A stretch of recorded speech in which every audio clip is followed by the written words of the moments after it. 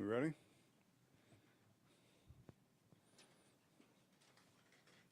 Where's Doug?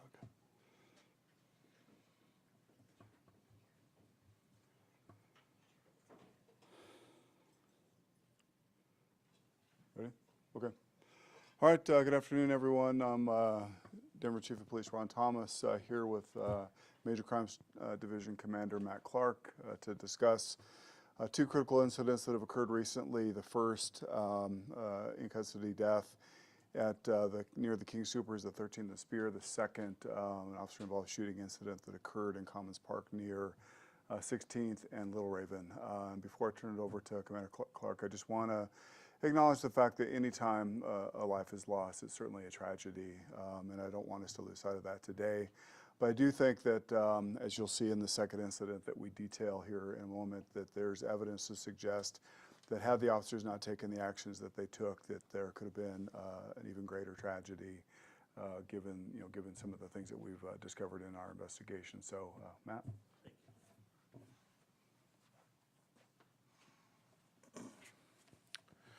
Good afternoon. Thank you for the opportunity to provide additional follow-up information and details on the two recent critical incidents. This is intended to be a follow-up briefing, and it's based upon information that we've gathered after interviewing witnesses to these cases, speaking with the involved officers, and analyzing evidence that's collected at the scenes. We'll just go in chronological order, We'll start with the first incident that occurred near 14th and Spear on Tuesday, November 14th. On Tuesday, November 14th, 2023, around 11:55 p.m., the Denver Communications Center received a call from an individual who was initially rambling and yelling at the call taker. Several minutes into the call, the individual reported he believed he was experiencing a heart attack and disconnected the call with the call taker. The emergency call taker was unable to call the reporting person back because the cellular phone that he had used to make the 911 call did not have active service. Despite this, an emergency response was initiated for the reported medical incident, and Denver Fire and Denver Health paramedics were dispatched to the scene. Approximately 2 minutes later, a second 911 call was received from a security officer at the King Supers at 14th and Spear, indicating there was a male at the location who was sweating profusely and reporting that someone was attempting to chase him or rob him. Paramedics arrived and located the subject. They helped him into the ambulance and attempted to evaluate him. The male was agitated and non-compliant with medical personnel, eventually exiting the ambulance and running away. As the Denver fire crew that had responded was clearing the scene, they observed the same subject damage the glass entry door of the building at 1391 Spear Street by throwing a rock at it. Fire personnel requested police officers to respond to the location at that time. An officer arrived several minutes later, observing the male still standing in front of the business. From a distance, that officer directed the male to keep his hands in the air. The subject disregarded this. He turned around and ran west away from the officer. The officer did not pursue the subject at that point and worked to obtain additional information from the fire crew that was still on scene. At 12:16 in the morning, a 911 call was received at the communication center reporting a male had just broken a ground floor window of an exterior window at an apartment building at 901 14th Avenue. The call was made by a security officer at the complex. Two security guards had attempted to prevent the male from entering the building. He pushed past the security guards, and once he got inside the set of double doors, he was quickly wrestled to the ground by the on-scene security guards. During the struggle, it was reported that the male subject punched and bit one of the security guards, and that one of the security guards struck the subject one time with a fist to get him to stop the biting activity. Denver police officers arrived at the location on 14th Avenue at approximately 12:20 in the morning. While the security guards still had the subject detained on the ground, the officers handcuffed the individual and after a brief struggle, rolled him into the recovery position on his side while they checked him for weapons. He was unresponsive to questions, and officers recognized shortly after the arrest that the subject was having difficulty breathing.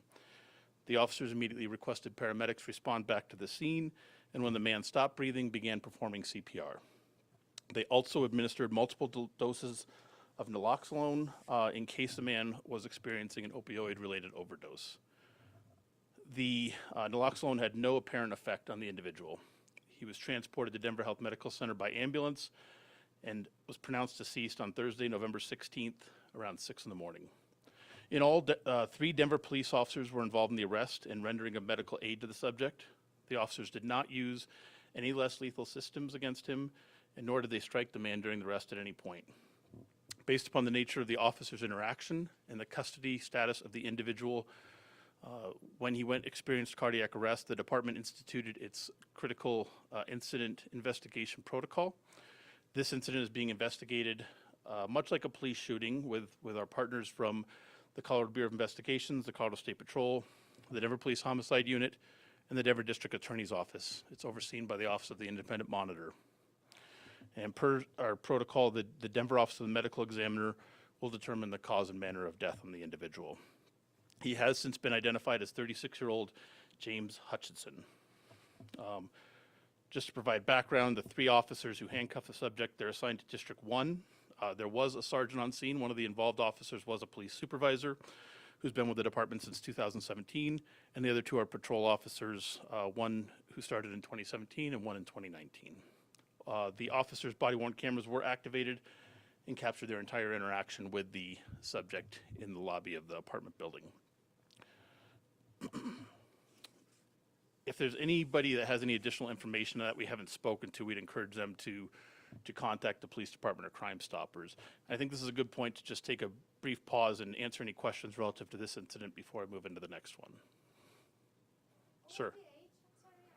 He's a 36-year-old male, ma'am. Yes, sir.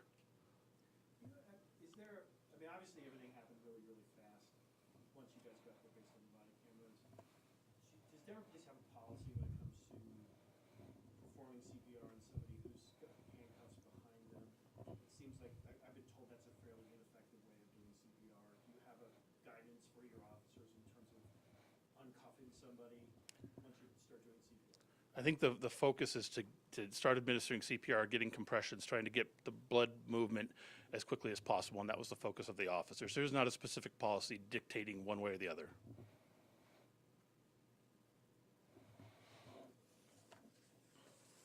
Move into the next incident. On Monday, November 20th, 2023, around 3:40 in the afternoon, the Denver Communications Center received multiple calls related to a male with a rifle who was yelling at a group and chasing people in the area. The subject was initially reported to be in the area of 16th Street and Platt Street. Callers then advised that the subject had moved towards Commons Park. Officers were dispatched within 1 minute of the first 911 call and arrived at the park 4 minutes later. They located the subject sitting on a bench on the west side of the park. Given the information that the subject was armed with a rifle, the uniformed officers did not immediately approach the subject, but instead positioned their marked vehicles away from him. One officer specifically parked his vehicle on the west side of a hill that's in the center of the park, while another set up on the path south of the subject. The subject directed his attention to the officer on the hill, and while still seated on the park bench, raised a rifle in the direction of that officer. The uniformed officers briefly gave commands directing the subject to drop the rifle before the subject began firing multiple rounds at the officer who was on the hill. This officer, along with the officer who was positioned on the path south of the subject, discharged multiple rounds from their department-approved rifles. The subject was struck by several of the rounds that were fired and dropped his rifle. Officers recognized the subject was no longer holding the weapon and approached him to determine if they could render aid. Paramedics also promptly responded and determined that that individual was deceased at the scene. Through the investigation, it was determined that 2 Denver police officers fired a total of 7 rounds from their department-approved rifles. To provide context regarding the distance the officers were when they fired their weapons, the officer positioned on the hill was approximately 130 feet away from the subject, and the officer on the path was approximately 137 feet away from the subject. Investigators recovered an AK-47 rifle in front of the subject. This was the weapon the subject possessed and discharged at uniformed officers. The magazine for the rifle contained 33 rounds, and 1 round was in the chamber of the firearm. Investigators recovered evidence indicating the subject fired at least 5 rounds at the officer on the hill. The subject was found to be wearing a tactical vest cover, which offered no ballistic protection, but contained 8 additional loaded magazines for his rifle. detectives found 5 additional loaded magazines in the bag next to the subject. In total, the subject had 14 magazines for the rifle with over 400 rounds of ammunition with him. Investigators are awaiting the results of a firearms trace on the subject's weapon. So I do not know at this time how he came to be in possession of the rifle or when he obtained it. No one was injured by the rounds that were fired. After the shooting, the communication center received calls from residents at 1700 Bassett Street indicating multiple exterior windows had been damaged by the gunfire. This building was determined to be in the direct path of the subject's gunfire as he discharged the weapon towards the officer on the hill. Investigators determined the damage to the exterior windows as well as the interior of 2 residents at that location were caused by the rounds fired by the subject. The 2 residential units were occupied at the time of the incident, and no one was injured inside those residences. Over the last couple of days, detectives have been working to piece together a preliminary timeline of the subject's movements prior to the incident at Commons Park. We've learned that the subject arrived at a residence in northwest Denver earlier in the day. He had occasionally stayed at that residence. The resident who was home there believed the subject was intoxicated at the time and directed him to leave the residence, would not allow him in. The subject left and drove away in his vehicle. Around 2:40 p.m., we've learned that the subject was involved in a hit-and-run accident where he struck an occupied vehicle and a parked vehicle in the area of the 3100 block of West 37th Avenue near Federal and 37th. After colliding with these vehicles, the suspect drove away. Around 3:25 that afternoon, the subject vehicle was located disabled near 33rd and Clay Street. The vehicle was blocking traffic on 33rd and appeared to have been disabled with fluid leaking as a result of the prior collision. The vehicle was impounded to further the hit-and-run investigation at that point. Investigators have located video that documented the subject walking away from the vehicle around 2:50 p.m., likely holding the rifle under a blanket. A subsequent search of the subject's vehicle revealed a bag with approximately 50 rounds of additional rifle ammunition. While we currently don't know the exact path that the subject took from 33rd and Clay to Commons Park, we do believe he walked directly there, as it's approximately a mile away from that location. The officers who discharged their weapons are assigned to the Patrol Division in District 1. Both officers were wearing Denver police uniforms. They were driving marked Denver police vehicles. One has been with the department since 2016. He's been involved in a prior police shooting incident in 2019. The other has been with the department since 2019 and has not been involved in a prior police shooting incident. Both officers had their body-worn cameras activated and captured their interaction with the subject, and they are currently on a modified duty status as they complete the department's reintegration program. Again, in this case, we've spoken to many people.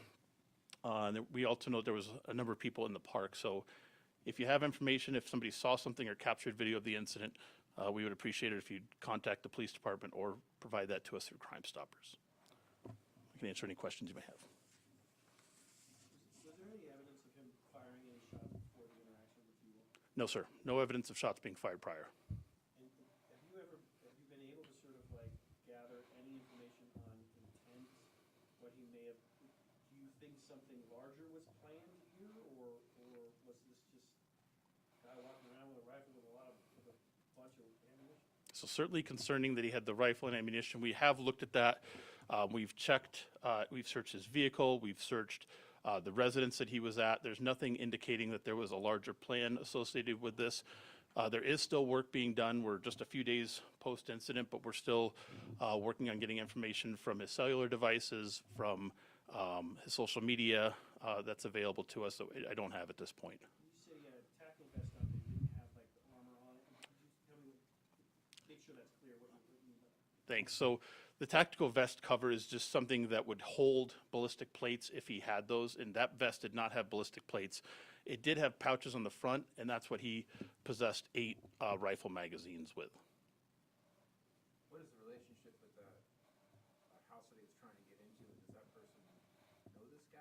Or? They do know him. He did occasionally stay at that residence. It wasn't a full-time residence, we don't believe, for him.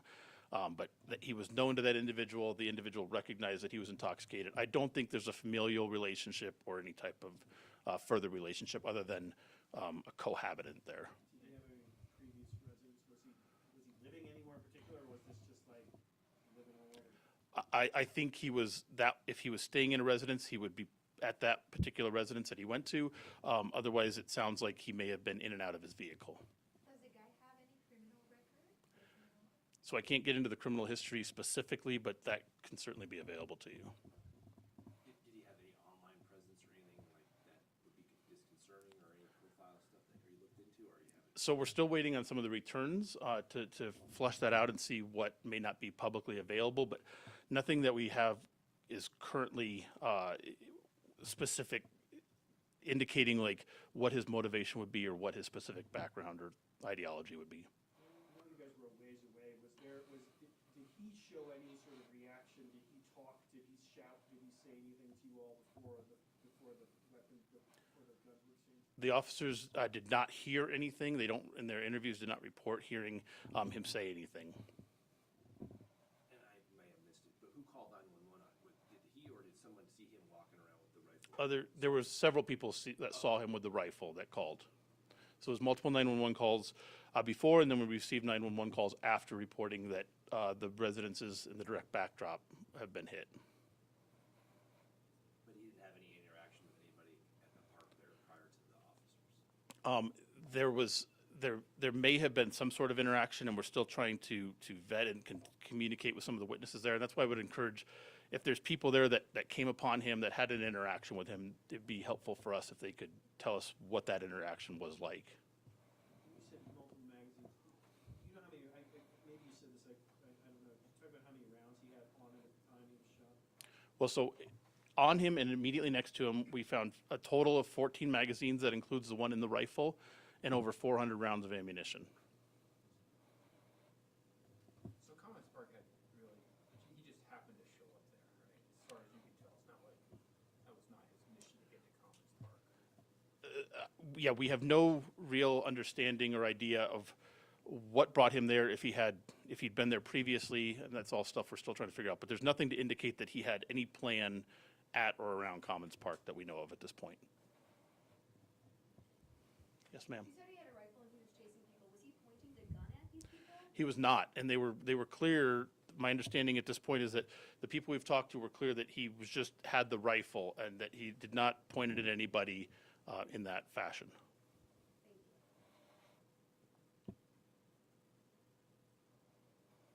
Thank you. Oh, let me briefly show the slides real quick. I'm sorry. So obviously the department's released the video. For those who haven't seen it, it's tough to provide some context if you're not familiar with Commons Park. So we thought we'd just provide an aerial photo of that and the specific area. And there's 3 points that I'll point out. The red circle indicates the bench where the subject was seated. There's a gray circular thing, and that's actually an elevated portion of the hill, and we can't see that clearly in this 2-dimensional image, but that's the officer on the hill is the upper blue circle. The officer on the path to the south is the lower in the image, and again, respectively, 130 feet away, 137 feet away from the subject when they discharged. Where's the building? Where the building that was hit? Where is it in relation to that picture? I appreciate that. So if you were to draw a straight line from the subject past the officer, it would be directly behind the officer. And those were elevated shots on higher floors within that building. And was it these 2 officers that fired at the suspect? These are the 2 officers that fired. There were other officers present. These 2 officers were the ones that discharged their weapons. This is a photograph of the rifle that we recovered directly in front of the subject that was used to fire at the officers. And you're still tracing that, or you have? We're still working on that. How long does that generally take? It depends. This weapon seems to have originated initially out of state, from an out-of-state transaction. So we're working with our ATF partners. They help us do that, and then it's just trying to track the paperwork and the transactions that may have occurred relative to that. No evidence it was stolen. No, it's not. It was not reported stolen. I do know that. And what kind of gun was it again? This is an AK-47. Any specific rules you're not allowed to carry those around in Denver. The magazine size is obviously larger than staple. That's correct, sir. Chief, anything else? That's all we got. Thank you.